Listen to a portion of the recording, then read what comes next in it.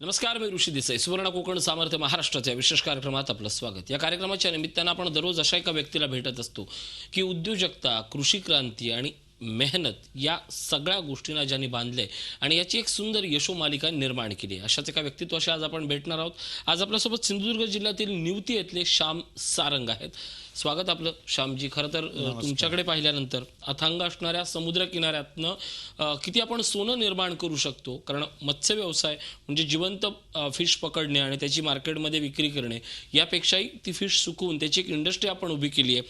आकाश fish mill आणि fish oil private limited निवतीमध्ये ही आपण एक मोठी इंडस्ट्री उभी केलेली आहे. स्थानिक सिंधुदुर्गातल्या तरुणांना एक फार मोठं रोजगाराचं साधन मिळाले. मला मुळात सांगा, आपली सुरुवातीची ओळख काय आणि हाच व्यवसाय सुरू करावा असं का वाटलं? माझी सुरुवातीची ओळख म्हणजे 90 सालात मी ग्रॅज्युएशन कंप्लीट केलं. त्यावेळी मुंबईत आलो. मुंबईत नोकरी शोधण्यासाठी आलो. तिकडे नोकरी शोधता शोधता स्वतःची जागा नव्हती. जागेची अडचण असल्यामुळे मला मुंबईत राहता नाही आलं. लगेचच मी 1-2 महिन्याच्या अंतरात मी गावी गेलो आणि पहिल्यापासून मला मोठं कोणतरी व्हायचं आहे. पहिल्यांदा आम्ही चित्रात बघायचो ना, फॅक्टरी कशी असते, धूर निघते, चिमणी असते, असं ते चित्र माझ्या मुंबईत सिगरेट कंपनीकडे पहिल्यांदा उतरलेला आपला स्टॉप असतो आणि आता स्वतःची फॅक्टरी हा एक आता महत्वाचा स्टॉप निर्माण झालाय.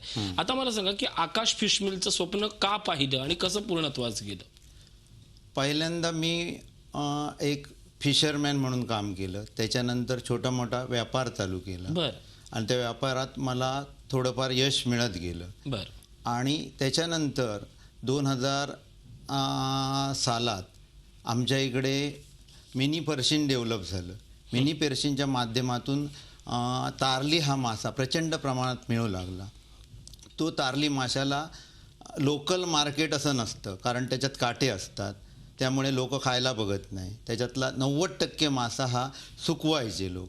त्याच्यानंतर रत्नागिरीत एक फिश मिल होती, म्हणजे फिश प्रोसेसिंग इंडस्ट्रीमधला हा प्रकार आहे. त्याच्यापासून तेल आणि फिश मिल म्हणजे कल्चर प्रोजेक्टमध्ये त्याची झिंग्याला पावडर खायला घालतात असं ते प्रोडक्ट तयार होतं. त्याची कल्पना मला प्रत्यक्षात त्या कंपनीत माल पाठवल्यानंतर आली. हा जो एक्सेस माल होता निवतीचा, तो मी रत्नागिरीच्या TJ मरीन आता आहे, पहिली बद्रूची कंपनी म्हणून फेमस होती, तर त्या TJ मरीनला घालायला लागलो. त्याच्यानंतर त्यांचं रेट त्यावेळी 7-8 रुपये पर kg होता. आणि जर आम्ही बंपर मासे नेले तर लगेच त्यांचा 5 रुपये किंवा 4 रुपये असा व्हायचा. एका दिवसात असे 20-25 टन नेली तर बराच डिफरन्स पडायचा, 3-3 रुपयाचा डिफरन्स पडायचा. त्याच्यावरून मी साहजिकच ग्रॅज्युएट असल्याने कल्पना आली, हा जर 400 टन मालावर एकाच दिवशी 3-4 रुपये एका किलो मागे कमी करतोय तर मार्जिन ह्या धंद्यात किती आहे. त्यावरून आपली स्वतःची फिश मिल व्हावं असं मनोमन वाटत होतं. आणि ह्या मध्यंतरीच्या पिरियडमध्ये बऱ्याच मिनी पर्शियन सिरोडा, वेंगुर्ला, निवती, त्याच्यानंतर आचरा या ठिकाणी डेव्हलप झाल्या. आणि त्या डेव्हलप करण्यासाठी प्रामुख्याने मी सुद्धा मदत केली. माझा हे आहे बोट बनवायचा कारखाना आहे. त्या बोट बनवायच्या कारखान्यातून फिशरमॅनना काही थोडे पैसे घेऊन बोटी बांधून दिल्या. त्यांना जाळी, व्यापार असल्यामुळे साहजिकच मला माल येणार या उद्देशाने मी हे दिलं, जाळी दिली, बोटी दिल्या. आणि त्याच्यातून तो बिझनेस डेव्हलप, आपला धंदा वाढवताना त्यांच्याकडे पण लक्ष दिला आणि माझ्याच धंद्यातून त्यांना थोडीफार मदत करून. ही खरंच छान गोष्ट आहे. पण माझ्या माहितीनुसार आता पर्सियन म्हटलं ना की अजूनही आपल्याकडे असं बोललं जातं की पर्सियनची फिशिंग म्हणजे काय, तर बाबा प्रचंड त्यातनं वेस्टेज फिश ही जास्त नेहमी काय म्हणते कलेक्ट होते असा एक समज आहे. पण या सगळ्याचा विचार करताना नेहमी जर आपण कोकणात पाहिलं तर कुंभारमाट असेल, आचरा असेल किंवा कांजळगाव असेल किंवा असे जे काही अगदी निवतीचा असेल, या सगळ्या ठिकाणी अशी सुकी मच्छी अशी जास्त प्रमाणात दिसायची. असा समज होता की इंडस्ट्रीसाठी ही जर पाठवायची असेल तर आउट ऑफ महाराष्ट्र पाठवायची, आंध्रात पाठवायची. पण या निमित्तानं आता कोकणसाठी एक सुंदर मार्ग निर्माण झालाय. ही फिश नेमकी येते कुठून आणि या फिशमधले यातले प्रकार काय असते? रत्नागिरीतून येते, अलिबागमधून येते, श्रीवर्धनमधून येते, इवन आंध्रामधून सुद्धा गेल्या मे महिन्यात आम्ही आणली. आणखीन हा कोस्टल एरिया पूर्णपणे पर्शियनयुक्त आहे. मी नक्की सांगतो, पर्शियनच्या धंद्यामुळे आता जे ऱ्हास होतोय मच्छीमार येता म्हणतात, मुळात चुकीचा समज आहे. हे पूर्णपणे सरफेसची फिशिंग केली जाते अच्छा. आणि सीझनल फिशिंग केली जाते. हा ऱ्हास मुळात होतोय तो ट्रॉल फिशिंगमुळे. पूर्वी कसं होतं, 70 HP मोटर होत्या. बरं. आता ना त्याच ठिकाणी 600 HP मोटर झाल्या. बरं. मच्छीचं चालायचं स्पीड असतं त्याच्या कितीतरी पटीने स्पीड आता ट्रॉलरांचं झालं आहे आणि त्याला कर्नाटक गव्हर्नमेंटने परमिशन दिलेली आहे. मला सांगा, आजपर्यंत असं बोललं जायचं की बाबा ही इंडस्ट्री म्हणजे काय, तर खटवीसाठी एक मोठी आहे, पण जर नीट जर याचा अभ्यास केला तर खटवीची इंडस्ट्री वेगळी असते किंवा खटी म्हणतो आपण. रत्नागिरी स्टेशन जर क्रॉस केलं तर आपल्याला उग्र वास येतो आणि मग सुके मासे म्हणजे काय किंवा ड्राय फिश म्हणजे काय, तर तो उग्र वास असलेला मासा, असा एक समज आहे सर्वसाधारण. तुमच्या या इंडस्ट्रीमध्ये नेमके कुठले मासे येतात, की खटवीच येतो की त्यात आणखीन काय काय म्हणतो त्याला आपण, पौष्टिक असे गुण असतात? खटवी हा प्रकार ट्रॉल फिशिंगमध्ये येतो. बरं. खटवी हा प्रकार पर्शियन नेटमध्ये येत नाही. आपल्याला जे मासे लागतात ते प्रोटीनयुक्त मासे लागतात. आपल्याला 60% पेक्षा जास्त प्रोटीन असणारे जे माशात प्रोटीन असतात तेच आम्ही जास्त करून पसंतीदार करतो, कारण ह्याचं डिमांड बाहेर लोकांना असतं, परदेशी लोकांना असतं. आणि विशेष करून ज्यासाठी उपयोग होतो म्हणजे फिश मिल म्हणून, जी कल्चर प्रोजेक्टमध्ये प्रॉन्स बनवतात त्या प्रोजेक्टसाठी जी फिश मिल लागते त्यांना अबाव 60% जे प्रोटीन असणारी पावडर असते तीच ते मागवतात. त्याच्यापेक्षा कमी असणाऱ्याला डिमांड नाही आहे. म्हणून आम्हाला तारली आणि जे फ्रेश मासे असतात तेच आम्ही मॅक्झिमम घेतो. आणि ह्याचं मार्केट जे आहे ते बहुतांशी आपल्या भारतामध्ये प्रचंड मार्केट आहे. आंध्रामध्ये, त्याच्यानंतर तामिळनाडूमध्ये आणि गुजरातमध्ये विशेष करून कल्चर प्रोजेक्ट आहे, प्रॉन्स कल्चरचे प्रोजेक्ट आहे, त्याला भरपूर डिमांड आहे. आमचं फिश मिल हे गोदरेज, CP कंपनी, त्याच्यानंतर अवांती या मोठमोठ्या कंपनी, हजारो करोडच्या टर्नओव्हर असणाऱ्या कंपनी खरेदी करतात आणि आमचं फिश मिल त्याच्यातलं 10% यूज करतात आणि त्याच्यापासून जे फीड बनवलं जातं ते कल्चर प्रोजेक्टसाठी येतं. नक्कीच. मला सांगा, बेसिकली असा एक आणखीन समज असतो की कुठलेही मासे घ्या, ते मासे सुकवायचे आणि त्याचं खत करायचं, असं असतं का? म्हणजे खत सगळ्याच माशांपासून होतं का किंवा कुठल्या माशांपासून होतो, आणि हे माशांची वर्गवारी कुठली आणि त्यातले फायदे कुठले? ताजे मासे आम्ही टाकतो. जे ताजे मासे असे असतात की कॉस्टली कमी असतात, पण आम्ही शक्यतो 100% ताजेच मासे घेतो या फिश मिलसाठी. त्याची प्रोसेस अशी असते, पहिला फिश मिलमध्ये मासा टाकला की कन्व्हेअर वाटे तो कुकरला जातो. बरं. कुकरमध्ये 90 डिग्री सेल्सिअसला त्याला बॉईल केला जातो. बॉईल केल्यानंतर तो पुढे जाऊन प्रेस मशीनला जातो.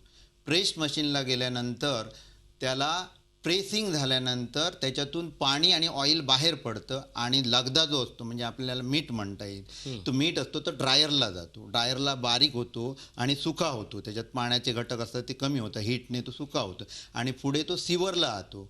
सिवरला चाळला जातो आणि पुढे पल्वलायझरला, म्हणजे पल्वलायझर म्हणजे आपल्याला ग्राइंडर म्हणतात, बारीक पावडर त्याची हे होते, पुडिंग होते. त्या ग्राइंडरमध्ये थोडी सुद्धा हीट क्रिएट होते.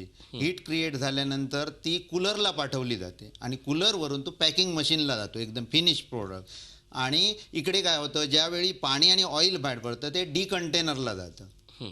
डिकंटेनरचं काय काम असतं, तर पाणी बाजूला करणं आणि ऑइल बाजूला करणं. ते ऑइलसाठी सेपरेट मशिनरी आहे, तर ती तशा पद्धतीत वेगळं जातं. आणि जे पाणी येतं त्याला आम्ही स्टिक वॉटर म्हणतो, म्हणजे खराब पाणी. ते खराब पाणी आम्ही ETPला देतो. ETP म्हणजे इफ्लुएंट ट्रीटमेंट प्लॅन्ट. हा आमच्याकडे 24 लाख लिटरची मोठी टँक आहे आणि त्याच्यात जवळजवळ 5 ठिकाणी तो फिल्टर केला जातो ते पाणी. आणि पूर्णपणे म्हणजे जवळजवळ 80% पाणी ते शुद्ध केलं जातं आणि शुद्ध केलेलं पाणी आम्ही गार्डनिंग, त्याच्यानंतर फ्लशिंग, नाहीतर गाड्या साफसफाई ह्याच्यासाठी वापरलं जातं. म्हणजे हे सगळं पाणी माशांचं असतं. ओके. मच्छी ज्यावेळी किनाऱ्यावर येते ती जर यूज नाही झाली, विक्रीला नाही झाली, त्याचा दुर्गंध येतो, पण त्याच मच्छीचा किंवा अशा प्रकारच्या सुक्या मच्छीचा किंवा ड्राय फिशचा वापर करून एक फार मोठी इंडस्ट्री सिंधुदुर्गाच्या किनाऱ्यावर उभी राहिलेली आहे. आणि या सगळ्या यशोगाथेबद्दलच आपण बोलतो. एक छोटासा ब्रेक घेतोय. पात्रा सुवर्ण कोकण, सामर्थ्य महाराष्ट्राचे.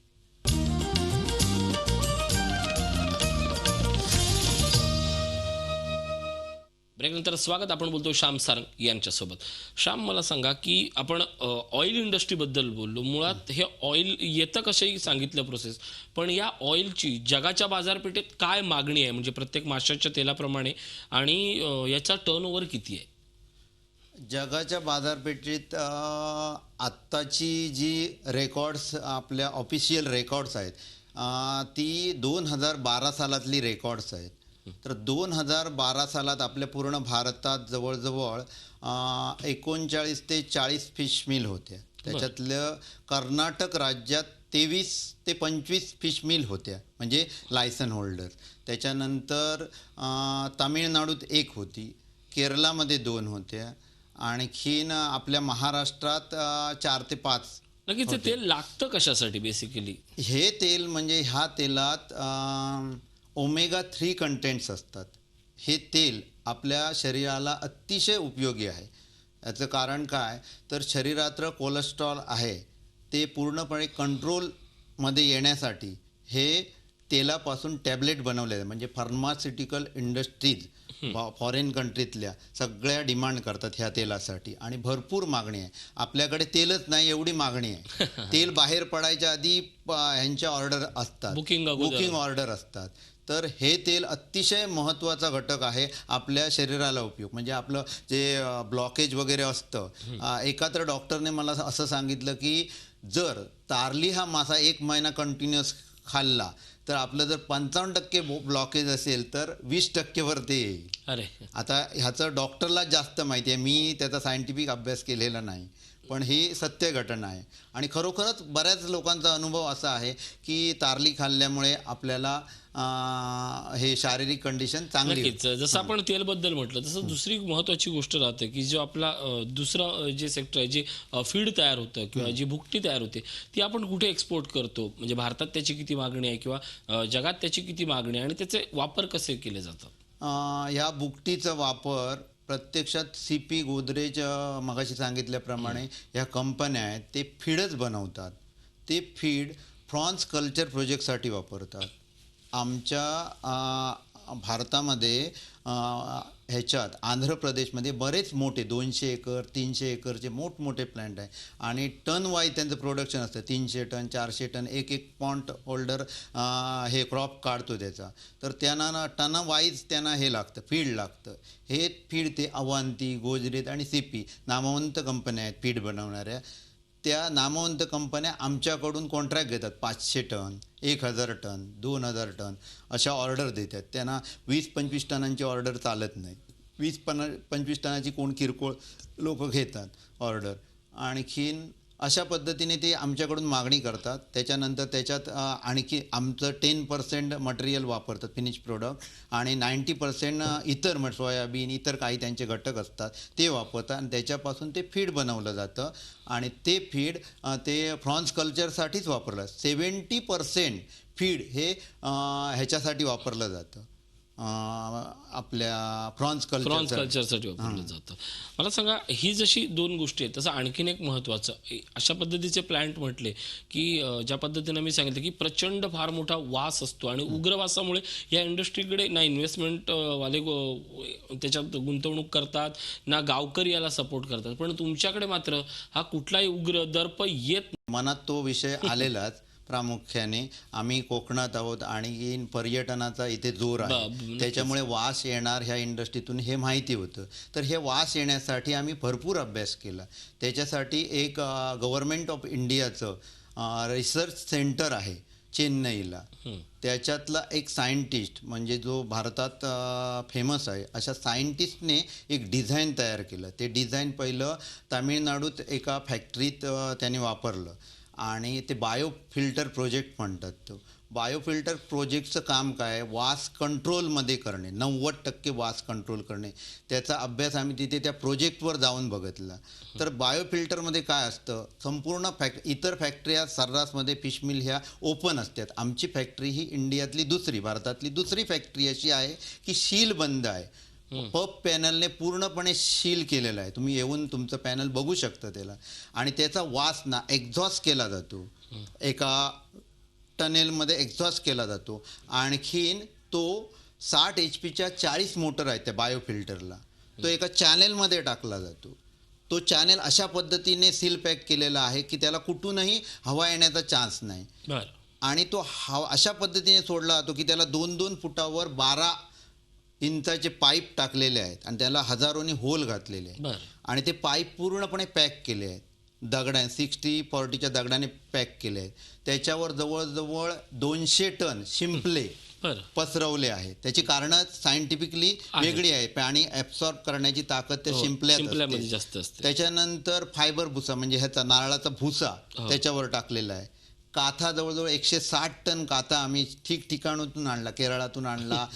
वेंगुर्ल्याची एक फॅक्टरी आहे ह्याची आपली महिला काथ्या कारखाना, त्याच्यातून तो गावडे साहेबांनी आम्हाला दिला. तर त्या ठिकाणी 160 टन त्यांच्याकडून तो घेतला. अशा पद्धतीत जवळजवळ 400 टन नारळाचा भुसा, काथा आणि त्याच्यात मीडिया आणि विशेष करून आम्ही जर्मनमधून इम्पोर्ट केले किडे म्हणजे काय असतं, जो वास आम्ही घेतो त्याच्याबरोबर छोटे छोटे फॅट्स येतात. तर ते फॅट्स ते किडे खाणारे असतात. ते ऑटोमॅटिकली डेव्हलप होतात त्या ह्याच्यात, त्या मीडियात आणि त्या काथ्यात डेव्हलप होतात. ते आम्ही 35 लाख रुपये किमतीचे ते किडे आम्ही आणले बाहेरून. नक्कीच मित्र हो, केवळ एखादा व्यवसाय करायचा तर त्या व्यवसायात सगळ्यात महत्त्वाची गोष्ट असते की तुम्ही इतरांसाठी किती व्यवसाय निर्माण करता आणि तुमच्या व्यवसायाचं केवळ स्थानिक स्वरूपात विचार न करता ग्लोबल कशा पद्धतीनं विचार करता, ही सगळं सांगणारी श्याम सारंग यांची कहाणी होती. एक छोटासा ब्रेक घेतोय. पाहत राहा सुवर्ण कोकण, सामर्थ्य महाराष्ट्राचे.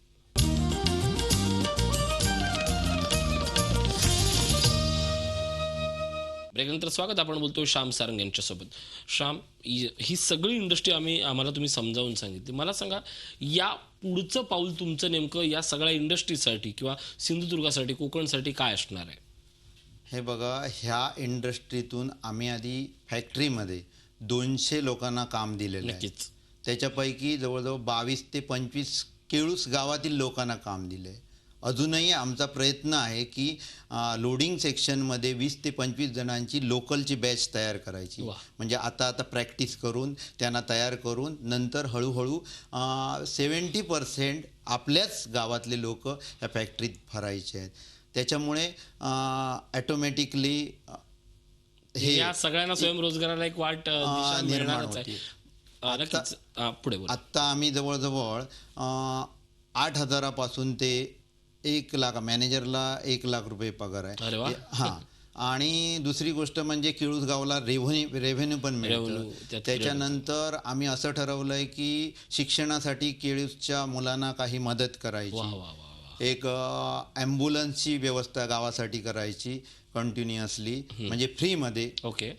त्याच्यानंतर आणि काही गोष्टी ज्या आहेत म्हणजे जे शैक्षणिक गोष्टी असतील त्यांच्यावर आम्ही भर देणार. म्हणजे company as a managing director म्हणून नाही, तर कंपनीच्या डायरेक्टर बोर्डाने हा डिसिजन घेतला आहे. आम्ही ज्या गावात आम्ही वाढणार आहोत त्या गावासाठी सर्वतोपरी जी मदत करता येईल ती करायची आहे. आणखीन भविष्यात याच्या पुढे ही फॅक्टरी सक्सेस करून अजून 300-400 लोकांना काम मिळेल असा एक दुसरा प्रोजेक्ट, सुरमीचा प्रोजेक्ट करायचा विचार आहे. आणि तो जर प्रोजेक्ट केला तर गावातील 300 लोकांना कामगारांना काम मिळेल आणि चांगल्यापैकी अर्थार्जन होईल. त्या व्यतिरिक्त या ठिकाणी सुरमी आपला फिश मिलचा प्रोजेक्ट झाल्यामुळे टोटल फिशरमॅनची संख्या वाढली. जवळजवळ एक्स्ट्रा आम्ही 700 ते 800 लोकांना, फिशरमॅनना काम मिळतील असं आम्ही काम केलं आहे. कारण काय, रेग्युलरली 6 ते 7 लोक लागतात. ही मिनी पर्शियनवर 12 ते 15 लोक लागतात. असे जवळजवळ 300 मिनी पर्शियन कार्यरत आहेत आणि 300 मिनी पर्शियनवर जवळजवळ 15 लोक काम करत आहेत. म्हणजे 15 त्रिक 45, म्हणजे किती लोकांना रोजगार झाला निर्माण, त्याचा तुम्ही विचार करा. नक्कीच. मला सांगा, आता फक्त हाच शेवटचा माझा प्रश्न असणार आहे. आज कोकणातला तरुण मुंबईकडे धावतो, नोकरीसाठी धावतो. खरं तर आपल्याकडे अशा पद्धतीने व्यवसायाच्या संधी खूप आहेत, पण त्याच्याकडे जात नाहीत. तरुणांना काय आवाहन कराल की यासारख्या व्यवसायात तुम्ही या, डेअरिंग करा आणि खऱ्या अर्थानं श्रीमंत व्हा? खऱ्या अर्थाने सुवर्ण कोकण हा कार्यक्रम सतीश परब यांनी जो सुरू केलेला आहे तो खरोखरच चांगल्या पद्धतीचा कार्यक्रम त्यांनी हँडल करतायत. जे नवउद्योजक आहेत, ज्यांना काहीतरी करण्याची धडपड आहे, अशा लोकांना ते एकत्र घेतात. आणि काल मी त्यांचा एक कार्यक्रम बघितला तिकडे वासुदेव पनवेलमध्ये. हां तिकडे. तर त्या ठिकाणी बरेच उद्योजक आलेले. आणखीन त्यांनी जे भाषण केलं त्या ह्याच्यात, म्हणजे त्यांच्या मनापासून लोक आपली कोकणातली चांगला धंदा करून चांगल्या पद्धतीने पैसा कमवून श्रीमंत झाली पाहिजे, ही मुळापासूनची इच्छा आहे. आणि खरोखरच त्यांच्या ह्या कार्यक्रमामुळे बऱ्याच लोकांना प्रेरणा मिळणार आहे. तर माझं असं आहे, नवीन उद्योजकांना प्रत्येकाने मोठा उद्देश समोर ठेवला पाहिजे, जिद्द चिकाटी सोडली नाही पाहिजे. एखाद्या विषयात आपल्याला पडायचं त्याचा अभ्यास केला पाहिजे.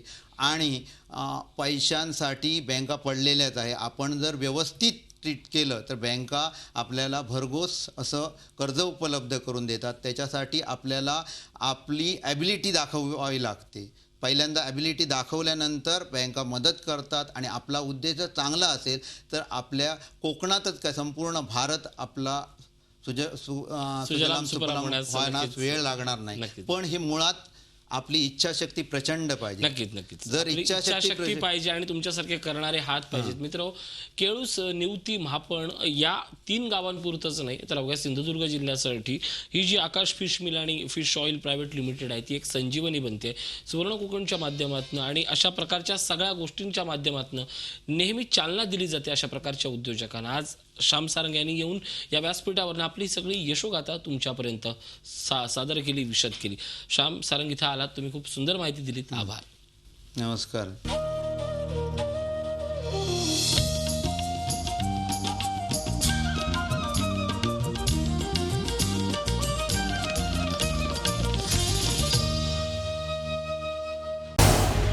झी 24 तास रहा एक पाऊल पुढे.